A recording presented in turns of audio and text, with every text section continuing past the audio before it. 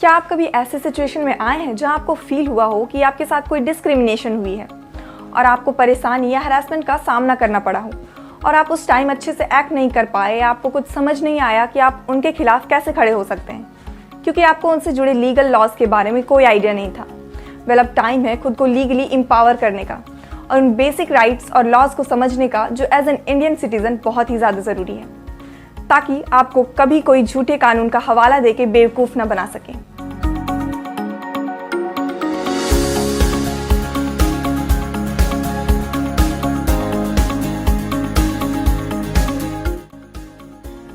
The right to file an FIR.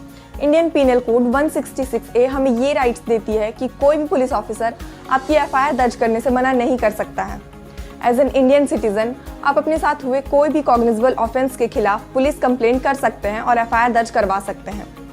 और अगर कोई पुलिस ऑफिसर ऐसा करने से मना करता है तो आप उनके खिलाफ जुडिशियल एक्शन भी ले सकते हैं। इंडियन पीनल कोड के सेक्शन 166AC के अकॉर्डिंग एफआईआर दर्ज न करने को पनिशेबल क्राइम माना गया है। इस मामले में सुप्रीम कोर्ट ने कहा है, and I quote, the police officer will be liable for prosecution and punishment.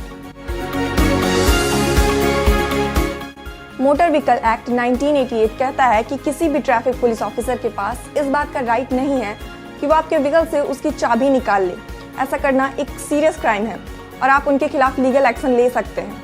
अगर हो सके तो आप उस टाइम फोटोज क्लिक कर लें या फिर उस पूरे इंसिडेंट को रिकॉर्ड कर लें और आप उसको एज अ प्रूफ सबमिट करते हुए उन पे एक्शन ले सकते हैं।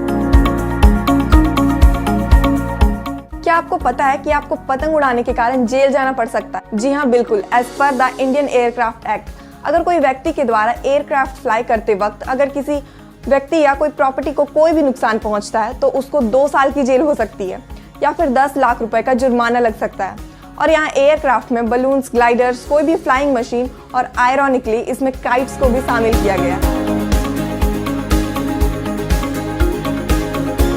As per the police act 1861, एक पुलिस ऑफिसर हमेशा ऑन ड्यूटी रहता है, चाहे वो अपनी पुलिस यूनिफॉर्म में हो या ना हो। अगर कोई व्यक्ति पुलिस के पास अपनी कंप्लेंट्स लेके जाता है तो वो पुलिस ऑफिसर ये कभी नहीं कह सकता कि वो अभी ऑन ड्यूटी नहीं है। इंडियन सराइस एक्ट 1887, इस एक्ट के अनुसार कोई भी होटल, भले वो कितनी भी महंगी क्यों ना हो, कितनी भी बड़ी क्यों ना हो, वो आपको उसके वॉशरूम को यूज करने और आपको ड्रिंकिंग वाटर देने से मना नहीं कर सकता है। आपको पता है कि अगर आपको रास्ते में 11 रुपए गिरे हुए मिले और आप उसकी खबर पुलिस स्टेशन में नहीं करते हैं तो आपके ऊपर कानूनी कार्रवाई हो सकती है। जी हाँ, बिल्कुल। द ट्रेजर ट्रॉव एक्ट 1878, इसके अकॉर्डिंग कोई भी खजाना जिसका वर्थ 10 रुपये से ज़्यादा हो और आप पुलिस को इन्फॉर्म करने में असफल रहते हैं तो आपके ऊपर कार्रवाई किया जा सकता है।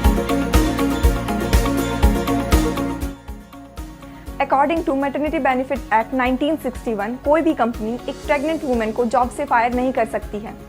अगर कोई कंपनी ऐसा करती है तो उस कंपनी के मालिक को या कंसर्न्ड ऑफिसर को 3 साल तक की जेल हो सकती है।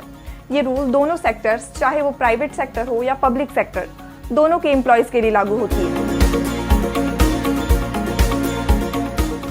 बहुत ही कम लोग होंगे जिनको ये पता होगा कि अगर उनके घर में कुकिंग गैस सिलेंडर ब्लास्ट करती है तो गवर्नमेंट की तरफ से उनको 50 लाख रुपीस का कॉम्पनसेशन मिल सकता है।